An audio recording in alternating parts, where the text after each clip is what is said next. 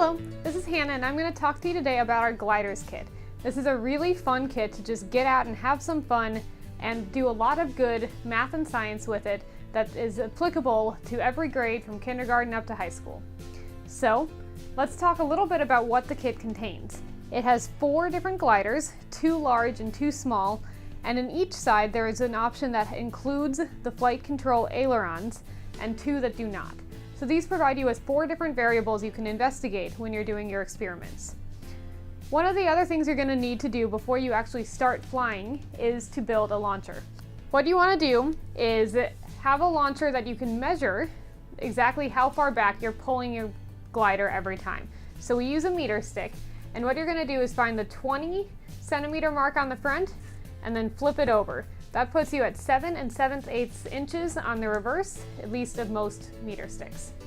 Then take a small wood screw and screw it in just enough that it holds its place.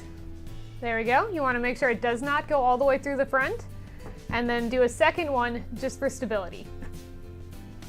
Once you've done that, take your 3 rubber bands and loop them one into the next like this.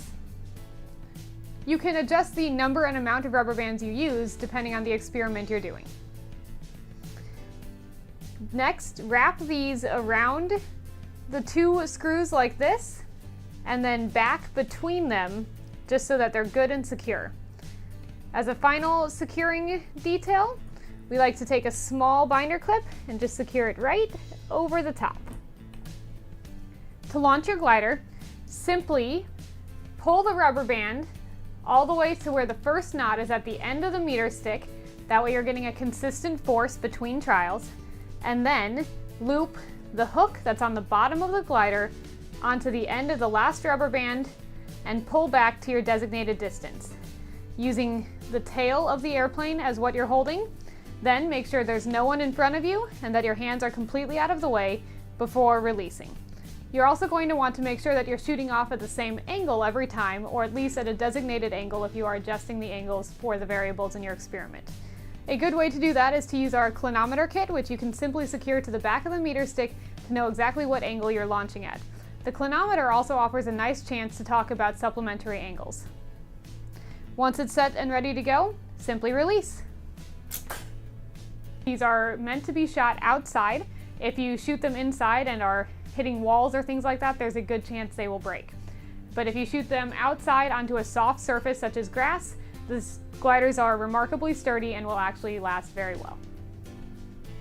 One final note to mention before we start getting into all the good ways to use these is that because they are so thin, it's important to, 1, make sure that they print consistently and that your bed is well leveled so that their weight is balanced. You don't want any wings to be warping or anything like that.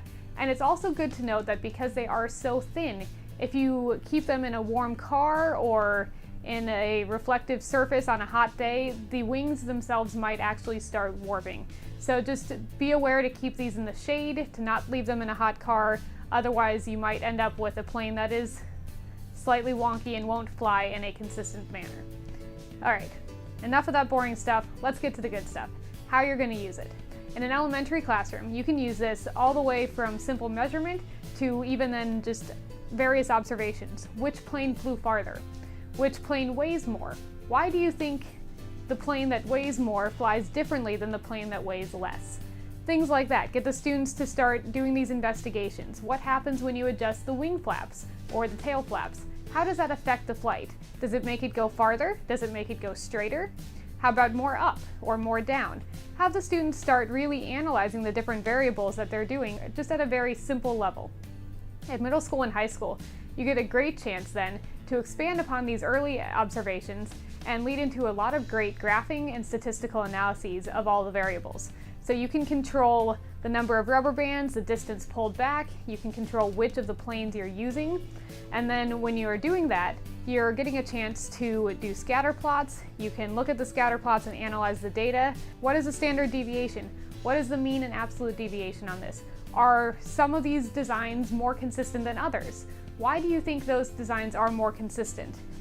You can then look into elevation, the height of the plane at its highest point, and analyze how that might have affected the overall distance traveled.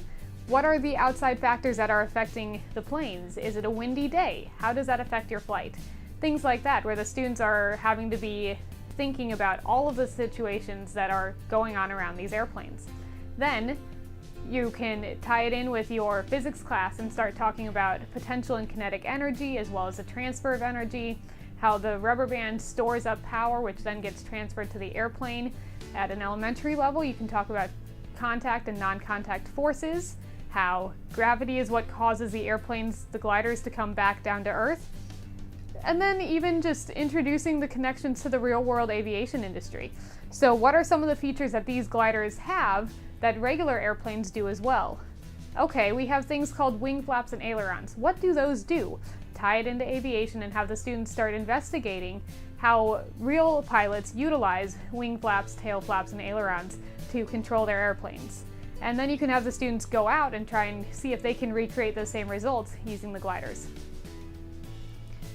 Whether you are using this at an elementary level on measurement, at a middle school level doing Pythagorean proof to gather the distance, or at a high school level doing complex analyses of various data and controlling the variables to determine what the most optimal plane is as your students become engineers, you're getting a chance to have a lot of great STEM interaction, and your students are absolutely going to have a blast.